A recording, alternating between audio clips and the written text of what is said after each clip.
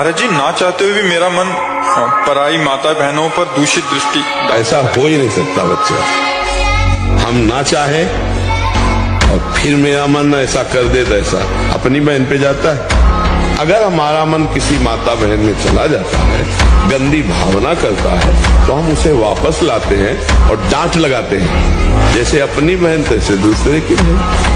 आत्मना प्रतिकूलानी परेशान न समाचरे। हमारी बहन को कोई गंदी दृष्टि से देखे तो कैसा लगेगा? तो हमको अपनी आंखें संभाल के रखनी, दूसरी बहन बेटियों की तरफ गंदी दृष्टि नहीं देखनी। ब्रह्मचर्य अत्यंत आवश्यक है। नींद पर काबू पाने के लिए, शरीर पर शासन करने के लिए, मन पर शासन करने के लिए, दिव्य आनंद का अनुभव करने के लिए ब्रह्मचर्य नींव है, नींव।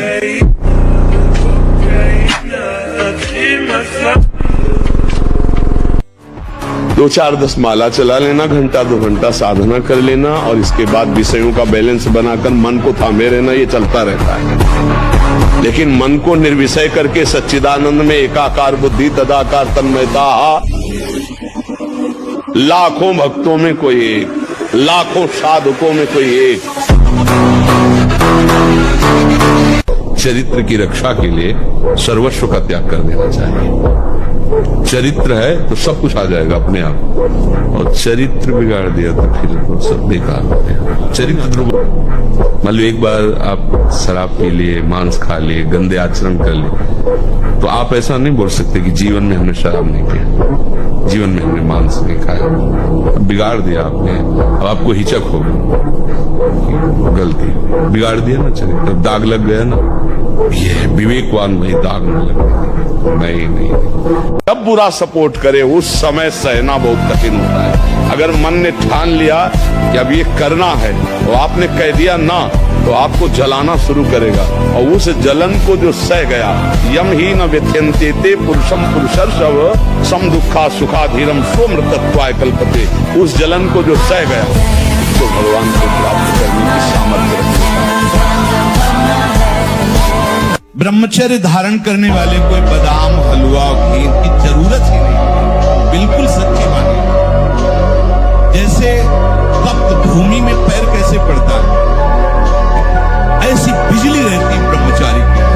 बिजली 60 किलोमीटर बिना विश्राम किए चलते देखा है।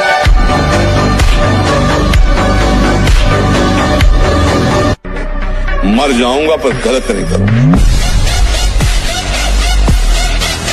आज जो चेहरे पे चमक नहीं है, आज जो शरीर स्वस्थ नहीं, तो क्या भोजन नहीं खा रहे? क्या नहीं, सब खा रहे, पर व्यायाम नहीं करते, संयम नहीं, तो इसके कारण न चेहरे पे तेज है, न बुद्धि में प्रकाश। बुद्धि चतुर है पर उसमें ज्ञान का प्रकाश नहीं है। खूब खा पी रहे हैं पर शरीर में बल नहीं है, अध्यात्म बल नहीं, क्योंकि काम आदि ने शरीर को नष्ट कर दिया, विकारों ने शरीर पर आक्रमण कर दिया है।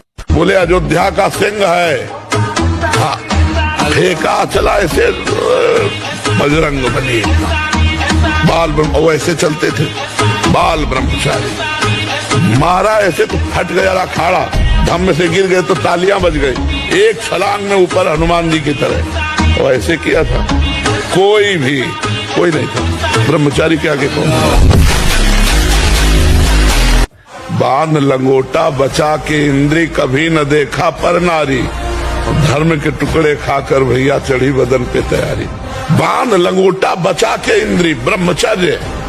अगर आपको वास्तविक बलवान बनना है तो ब्रह्मचर्य और स्वाभाविक दंड बैठक और व्यायाम के द्वारा जो ताकत बढ़ती जाती है वो स्थायी होती है। गाय बांधो और गाय का शुद्ध दूध पियो और दंड बैठक मारो और लंगोटे के पक्के रहो, बलवान बन जाओगे। शरीर बना के दिखावा केवल कर सकते हो, तुम में ताकत नहीं होगी, आत्मबल नहीं होगा। और हम गलती क्या करते हैं? इसी मनीराम के बहकावे में गलियों में भटकते रहते हैं। विषय चिंतन और विषय आश्रय, ये शरीर भी एक नगर है, ये 9 द्वारों वाला एक नगर है। हम इसी में भटकते रहते हैं। संकल्पपुर में, देहपुर में रहते हैं हम। संकल्पपुर में रहते हैं, देहपुर में रहते हैं, इसी में विचरण करते हैं। पकड़ो, अगर विषय का नाश करके सच्चिदानंद रस में स्थित होना है तो जो ही कोई विषय आएगा तो सबसे पहले वो आश्रय प्रकट करेगा। आश्रय नहीं है तो आप टिकल नहीं हो सकते, आश्रय नहीं है तो आप इतने घबराहट से युक्त नहीं हो सकते। ऐसे आया गया आप तभी विकल होते, तभी परास्त होते जब आपने आश्रय दिया। 17 से 40 तक जो कहे मैं ब्रह्मचारी, हम उसकी चरण वंदना करते हैं। वाह, ये है भाई। तैराक तो तभी हो जब नदी उफान में हो और तैराक उसको थोड़ी कहते जो उसमें भरे हुए पानी पे, हाँ स्विमिंग पूल में तैया उसे ले अब बुढ़ापा का ब्रह्मचर्य स्विमिंग पूल समझो। भारी से भारी विपत्ति को दूर करने के लिए आर्त भाव से पुकारो भगवान को।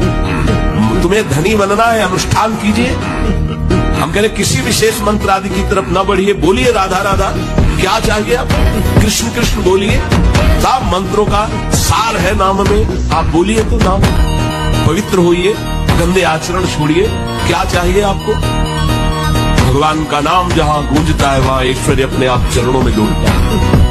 छल कपट करो, हिंसा करो, गंदे आचरण करो, सोचो हम बहुत बड़े धनी बन जाएं, तो दुष्कृति का फल दरिद्रता और दुख होता है। सुकृत का फल ऐश्वर्य और सुख होता है। अब लगाओ तुम कांटेदार वृक्ष और चाहो कि हमको रसीला फल प्राप्त हो, तो इसे मूर्खता ही कहते हैं। तुम्हें सब त्याग रहे हैं, तुम उनको पकड़ रहे हो। नहीं, बलवान बनो, अपना व्यक्तित्व मिटा दो, अपना अस्तित्व मिटा दो, अभी आनंद में डूब जाओगे।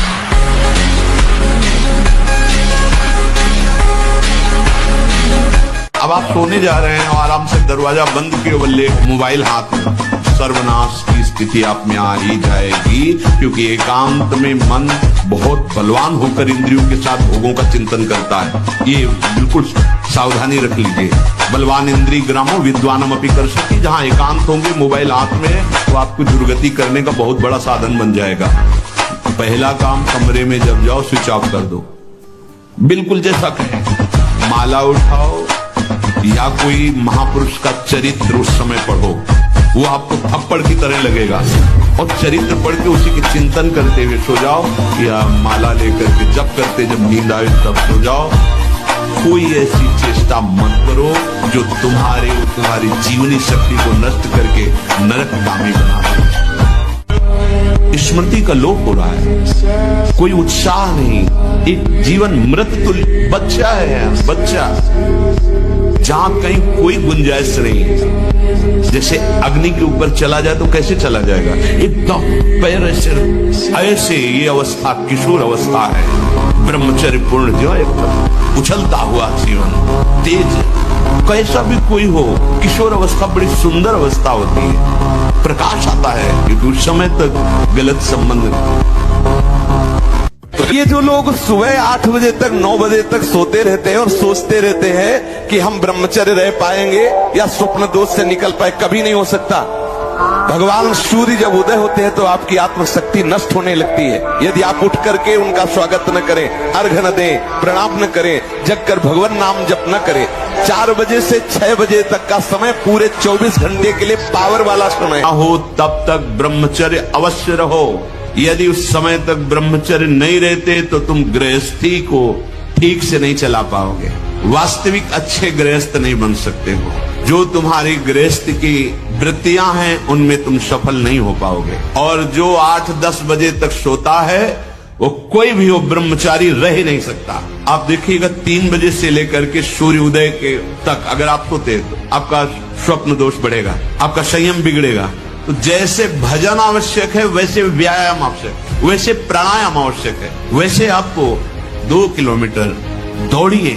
8 प्रकार के ये महत्वपूर्ण है। पहला, जो हम देखते हैं उस पे सुधार करो, जो हम सुनते हैं उस पर देखो, कहीं हम ऐसी कोई बातें तो नहीं बोल रहे हैं जो काम उत्तेजना प्रकट कर। समय अनुकूल नहीं है, अरे ईश्वर की इच्छा नहीं है, प्रारब्ध बड़ा बलवान है, दैव बड़ा, ये सब बेकार की बातें परमार्थिक पथिक नहीं देखते। नियम लिया, निष्ठा ली, प्राण दे देंगे लेकिन बढ़ेंगे। ये वीर बहादुरों का मार्ग है, समझ रहे ना? हाँ,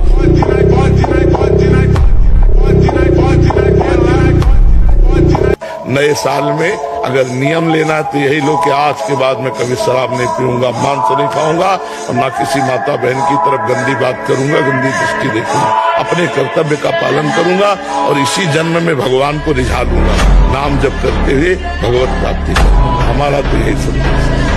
स्वप्न दोष कहते हो, जिसे स्वयं ही वीरपात कहते हो, वो गलत अभ्यास से हुआ है। आपकी नस नाड़ियां इतनी दुर्बल हो गई, कुछ क्षमता नहीं रख रही वीर शक्ति को रोकने की।